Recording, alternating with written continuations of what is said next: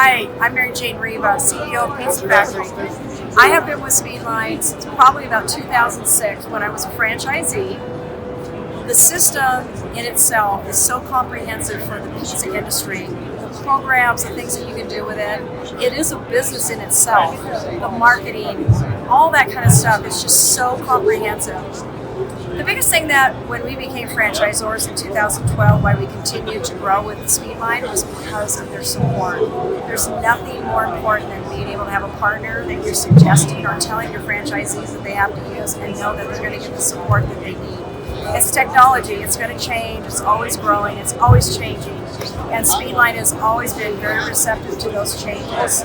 The things that I really like about it is that not only is it easy for your teenagers to just jump in and start taking orders, but the back end of it, the marketing, the stats that you get, if you're not using it for all those things that it comes with, then you might as well just have a cash register, because this system has everything you need to really do a great job of growing your business and really growing it based off of real analytics.